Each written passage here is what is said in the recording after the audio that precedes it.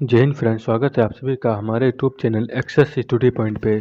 तो फ्रेंड्स, जो 23 तारीख को उत्तर प्रदेश पुलिस परीक्षा हुई है, तो उस 23 तारीख की पहली शिफ्ट में जो हिंदी के प्रश्न पूछे गए हैं, उन प्रश्नों के उत्तर के बारे में आज हम डिस्कस करने वाले हैं। तो फ्रेंड्स, वीडियो को पूरा वॉच करना ताकि उन सभी प्रश्नों के उत्तर को आपको पता चल जाए कि कौन से प्रश्न का कौन सा उत्तर होने वाला है।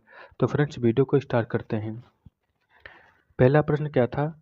पहला प्रश्न पद्यांश से पूछा गया था कि एक और अजगरहि लख एक और मृगराय बिकल बटोही बीच ही परियो मूर्छा खाए। तो इसका मतलब क्या हुआ है कि एक और अजगर सर्प है और एक और मृगराय यानी कि सिंह है। तो ये जो दृश्य बन रहा है, ये दृश्य भयानक दृश्य बन रहा है। तो इस प्रश्न का राइट आंसर हो जाएगा भयानक रस। तो इस पद्यांश में जो प्रयुक्त रस है वो भयानक रस है। फिर नेक्स्ट प्रश्न क्या था? निम्नलिखित में से कौन सा शब्द अलंकार नहीं है? तो इस प्रश्न में पूछा गया है कि शब्द अलंकार कौन सा नहीं है। तो ऑप्शन नंबर बी जो रूपक अलंकार है, ये शब्द अलंकार नहीं है, बल्कि अनुप्रास अलंकार और यमक अलंकार, श्लेष अलंकार, ये तीनों अलंकार हैं, ये शब्द अलंकार हैं। फिर अगला प्रश्न क्या था? जब दो व्यंजन एक साथ मिलते हैं तो उन्हें क्या कहते हैं? तो फ्रेंड्स, जब दो व्यंजनों का एक साथ समावेश हो जाता है तो उन्हें संयुक्त व्यंजन कहते हैं। ऑप्शन डी सही जवाब हो जाएगा, संयुक्त व्यंजन कहते हैं। फिर अगला प्रश्न है, अगम आगम शब्द युग्म का सही अर्थ क्या है? तो अगम आगम शब्द का सही अर्थ क्या है? अगम का अर्थ होता है दुर्लभ, जहाँ जाया ना जा सके, और आगम का अर्थ होता है उत्पत्ति। तो ऑप्शन नंबर जो सी है, दुर्लभ और उत्पत्ति, ये प्रश्न का आंसर सही हो जाएगा। फिर अगला प्रश्न क्या था? निम्नलिखित में से मूक का अनेकार्थी शब्द कौन सा नहीं है? तो इसमें मूक का अनेकार्थी शब्द कौन सा नहीं है? तो उसमें जो अनेकार्थी शब्द हैं वो शांत और गूंगा और चुप, ये तीनों अनेकार्थी शब्द हैं, बल्कि जो ये विवश है ये अनेकार्थी शब्द नहीं है। ऑप्शन नंबर बी है, ये सही जवाब हो जाएगा। फिर अगला प्रश्न पूछा गया था, निजवाचक सर्वनाम का प्रयोग किस वाक्य में हुआ है? तो हम फ्रेंड्स आपको बता दें कि निजवाचक में स्वयं के बारे में बात होती है। तो इसमें जो वाक्य में प्रयोग हुआ है वो है ऑप्शन नंबर बी, आप भले तो जग भला। इसमें स्वयं की बात हो रही है, यानी कि आप भले हैं तो जग भला है। तो इसमें निजवाचक का प्रयोग हुआ है। फिर अगला प्रश्न क्या पूछा गया था, क्या भूलूं क्या याद करूं हरिवंश राय बच्चन की आत्मकथा का श्रृंखला का कौन सा भाग है?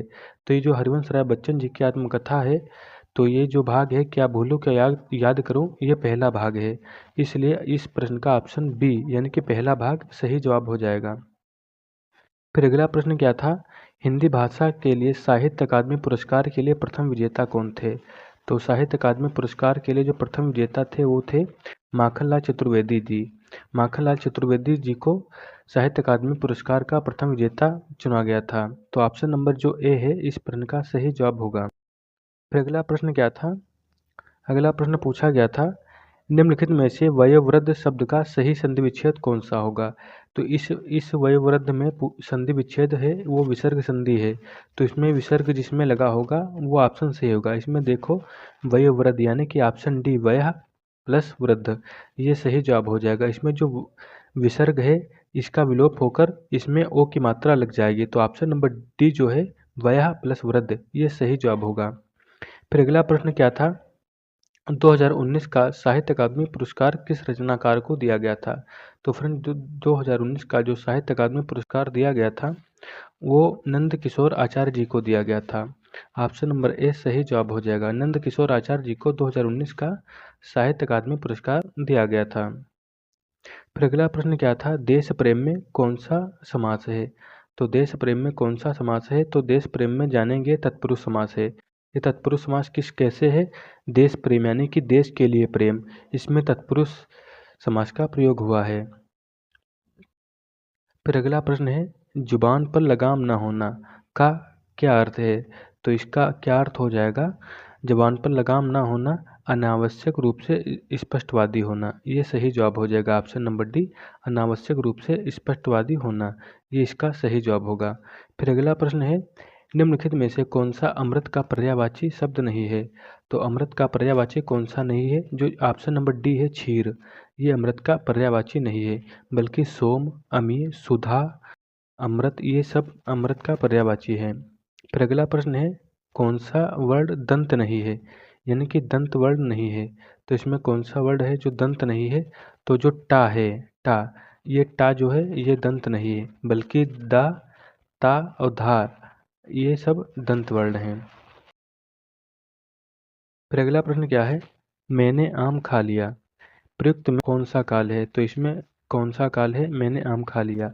तो इसमें जो काल प्रयुक्त हुआ है वो आसन्न भूत काल प्रयुक्त हुआ है। ऑप्शन सी सही जवाब हो जाएगा। फिर अगला प्रश्न क्या है? किसी एक में आस्था रखने वाला वाक्यांश के लिए एक शब्द बताइए।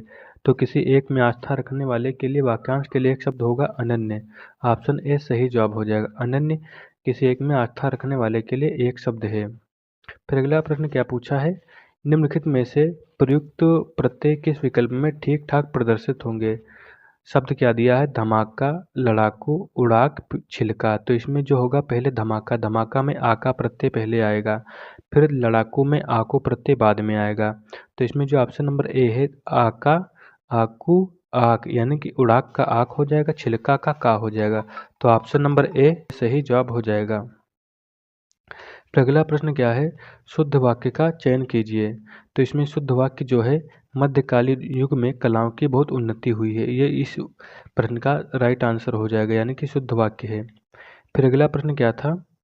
सदा एक वचन में प्रयुक्त होने वाले शब्दों को चुनिए। तो इसमें हम कैसे पहचानेंगे? इसमें हम अपनी भाषा में देखेंगे, जैसे कि लोग चले गए, तो चले गए यानी कि ये हो जाएगा बहुवचन में।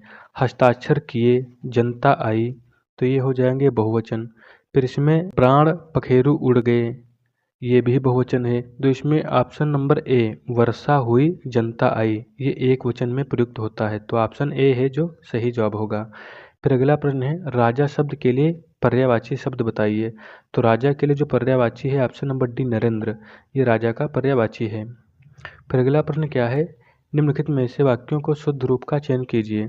तो इसमें शुद्ध रूप का चयन करना है, तो इसमें कौन सा सही जवाब हो जाएगा? भारत में अनेक जातियां हैं, ऑप्शन ए सही जवाब होगा। भारत में अनेक जातियां हैं।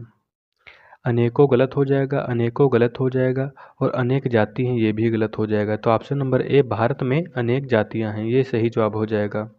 फिर अगला प्रश्न क्या है? विस्मय बोधक चिन्ह है, इसमें से विस्मय बोधक चिन्ह कौन सा है? तो विस्मयादि बोधक चिन्ह जो है ऑप्शन नंबर बी है, ये विस्मयादि बोधक चिन्ह है। फिर अगला प्रश्न है किस वाक्य में अच्छा शब्द का प्रयोग विशेषण के रूप में हुआ है? तो अच्छा शब्द का प्रयोग जो है विशेषण के लिए हुआ है। विशेषण का मतलब होता है जो किसी की विशेषता बताए, जैसे कि यह स्थान बहुत अच्छा है, इसमें स्थान की विशेषता बताई गई है। तो ऑप्शन नंबर डी सही जवाब हो जाएगा। फिर अगला प्रश्न क्या है? प्रेम सागर के रचनाकार हैं। तो प्रेम सागर के रचनाकार कौन है? ये लल्लू लाल, ये लल्लू लाल हैं, ये इनकी रचना प्रेम सागर है। फिर अगला प्रश्न क्या है? अनावृत, अनावृत शब्द का समभिन्नार्थक क्या है? तो अनावृत का अर्थ होता है ना दोहराया हुआ, जो कभी दोहराया ना जाए उसे अनावृत कहते हैं। फिर अगला प्रश्न क्या है? निम्नलिखित में से कौन सा शब्द पुल्लिंग है? तो पुल्लिंग कौन सा शब्द है? जैसे घटना घटी, ये तो स्त्रीलिंग हो गया। क्षमा मांगी गई, स्त्रीलिंग। रीति चली आई, ये भी स्त्रीलिंग हो गया। क्षेत्र, कौन सा क्षेत्र, ये पुल्लिंग हो गया। इसलिए ऑप्शन ए सही जवाब हो जाएगा। फिर अगला प्रश्न है वह आई हो तो उसे चिट्ठी दे देना, इस वाक्य में कौन सा काल है? तो इसमें जो काल प्रयुक्त हुआ है वो प्रयुक्त हुआ है संभाव्य वर्तमान काल। ऑप्शन नंबर डी जो है सही जवाब हो जाएगा। फिर अगला प्रश्न क्या है? असोच, असोच शब्द का युग्म का सही विकल्प चुनिए। तो इसमें जो हो जाएगा असोच, यानी कि बिना सोच के, और अशुद्धि, ये ऑप्शन नंबर सी इस प्रश्न का सही जवाब हो जाएगा। फिर प्रश्न आता है आग लगने पर कुआं खोदना, लोकोक्ति का क्या अर्थ होगा? यानी कि आग लगने पर कुआं खोदना, यानी कि संकट के समय बचाव के लिए उपाय सोचना, ये इस प्रश्न का सही जवाब हो जाएगा। फिर अगला प्रश्न क्या है? जिसे सरलता से पढ़ा जा सके उसके लिए एक शब्द क्या होगा? तो जिसे सरलता से पढ़ा जा सके उसके लिए एक शब्द हो जाएगा सुपाठ्य। ऑप्शन सी सही जवाब हो जाएगा। फिर अगला प्रश्न है निम्नलिखित में से कौन से शब्द में उपसर्ग नहीं है? तो पराजय में उपसर्ग है, अपवाद में उपसर्ग है, और प्रभाव में उपसर्ग है, ओढ़ना में ये उपसर्ग नहीं है। फिर अगला प्रश्न क्या है? समास का शाब्दिक अर्थ क्या होता है? तो समास का जो शाब्दिक अर्थ होता है वो होता है संक्षिप्त होता है। ऑप्शन सी सही जवाब हो जाएगा, संक्षिप्त समास का शाब्दिक अर्थ होता है। फिर नेक्स्ट गद्यांश पूछा गया था, तो गद्यांश का जो पहला प्रश्न पूछा गया था वह है आधुनिक मानव विकास को सर्वांगीण नहीं कहा जा सकता, क्योंकि तो इसमें क्या सही जवाब हो जाएगा, क्योंकि वह साहित्य, धर्म, कला आदि मानव चेतना से निर्वासित है। ये इसका सही जवाब होगा गद्यांश के पहले प्रश्न का। फिर अगला प्रश्न पूछा गया था, अणु विस्फोट को मानवतावादी की मर्यादा देना तभी संभव है जब व्यक्ति की क्षुद्रता को राष्ट्र की क्षुद्रता न बनने दिया जाए। ये इसका सही जवाब होगा। अणु विस्फोट को मानवतावादी की मर्यादा देना तभी संभव है जब व्यक्ति की क्षुद्रता को राष्ट्र की क्षुद्रता न बनने दिया जाए। फिर अगला प्रश्न पूछा गया था, आज मानव अपने व्यक्तित्व और अस्तित्व के प्रति इसलिए शंकालु है क्योंकि वह सीमित भौतिक शक्तियों का स्वामी है। ये सही जवाब होगा, सीमित शक्तियों का स्वामी है। फिर अगला प्रश्न क्या है, हमारी विज्ञानधृत शिक्षा की सर्वाधिक महत्वपूर्ण देन है। तो इसमें क्या हो जाएगा, इसमें है जीवन का अपरिसीम भौतिक विकास। ये जो है सी ऑप्शन सही जवाब होगा, जीवन का अपरिसीम भौतिक विकास। फिर अगला प्रश्न पूछा है, मानव जीवन को भस्मासुर बनने से कैसे रोका जा सकता है। तो मानव को भस्मासुर बनने से रोका जा सकता है नैतिक आत्मिक मूल्यों का विकास करके। ये ऑप्शन डी इस प्रश्न का सही जवाब होगा, डी नैतिक आत्मिक मूल्यों को विकास करके। ये सही जवाब होगा। तो फ्रेंड्स, ये हम हिंदी के क्वेश्चन के बारे में डिस्कस किए हैं, जो कि हर एक प्रश्न का सटीक उत्तर है। तो वीडियो यदि अच्छी लगी हो तो वीडियो को लाइक कर देना और चैनल को सब्सक्राइब कर देना। ऐसे ही वीडियो पाने के लिए मिलते हैं दोस्तों नेक्स्ट वीडियो में। तब के लिए जय हिंद, जय भारत।